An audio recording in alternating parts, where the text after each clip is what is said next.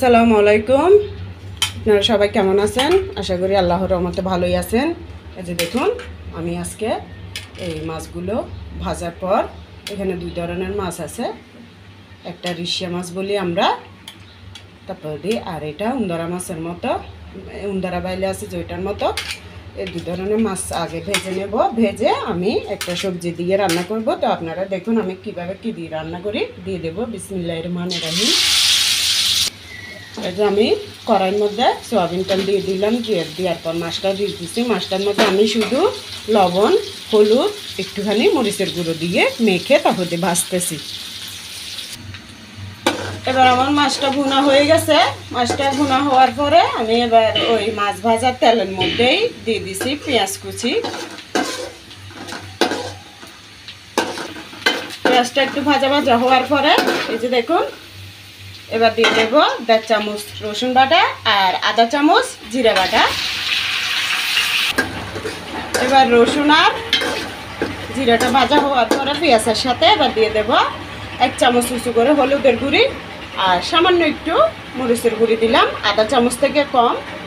আর এটা লবণ দিলাম অল্প করে, কারণ আমি কাঁচামরিচ বাড়ছি যে ওখানে লবণ দিয়ে বাড়ছি।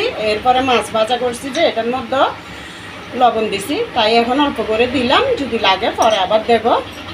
এবার এগুলো একটু কষিয়ে নেব।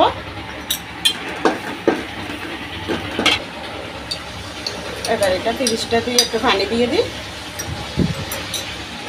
মশলাগুলো একটু কষানোর পরে দিয়ে দেবো, এই দেখুন এখানে কাঁচামরিচ বেটে রাখছি লবণ দিয়ে, কারণ মানে লবণ দিছি যে মানে ওটা কাঁচামরিচটা তাড়াতাড়ি বাটার জন্য। বেশি ঝালমরিচ এগুলো বিচিটা বাটতে সময় খুবই কষ্ট হয়, তাই লবণ দিলে একটু তাড়াতাড়ি বাটা হয়। আর এখানে সর্ষে নিছি তরকারির আন্দাজ অনুযায়ী, এই যে দিয়ে দেবো। আজকে আমার এই রান্নাটা শুধু কাঁচামরিচ বাটা আর সর্ষের মধ্যে হবে। আমি এখানে রসুন দিতে হয় সব তরকারিতে, তাই রসুনটা একটু দিলাম আর সামান্য করে একটু জিরা বাটাটাও দিলাম।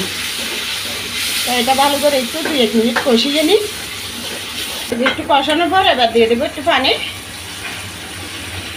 এই যে আমার মশলাটা কষানো হয়ে গেছে, এবার আমি দিয়ে দেব পরুলটা। আমি আপনাদেরকে বলি নাই এতক্ষণ, আমি ওই ভাজা মাছটা দিয়ে পরুল রান্না করবো। এই যে পরুলটা আমি এভাবে কেটে নিছি, দেখুন ধুয়েও নিছি। এবার দিয়ে দেব, কথাই বলে না যে নিন্দা ফুল পিণ্ডা বেশি, আমাদের মধ্যে বলে ওই কথাটা। মানে কেন বলছি কথাটা, এমন সময় আসিল যে আমি মানে এই যে মাছ দিয়ে তরকারি রান্নাটা একদমও পছন্দ করতাম না। তবে অন্য জায়গায় গ্রামে অথবা কোনো জায়গায় গেলে যেরকম দেয় সেরকমই খেতাম, পছন্দ করতাম, কিন্তু নিজের বেলায় রান্নাটা করতে ভালোবাসতাম না। কারণ আমাদের চট্টগ্রামে তো বেশি আমি চিংড়ি মাছ দিই, ইসে মাছ দিই, মানে সবজি তরকারি এগুলো বেশি খাই।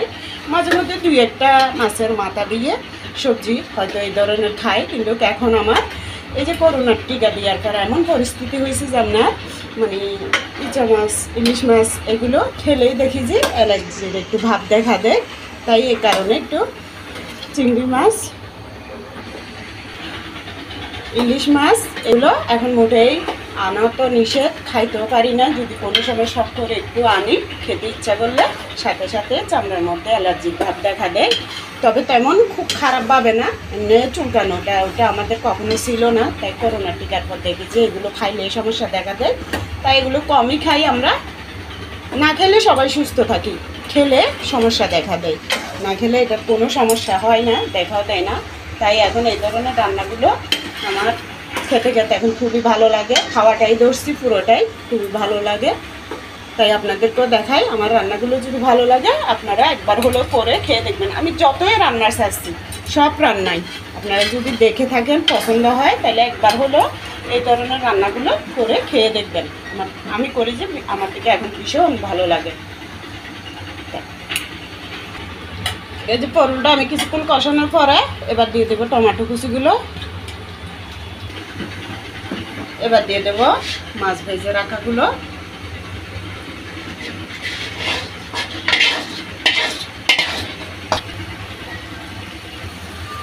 এবার সামান্য করে একটু গরম পানি দিয়ে দেব। এই যে আমার তরকারিটা হয়ে গেছে, এই দেখুন কত সুন্দর তরকারি হয়েছে।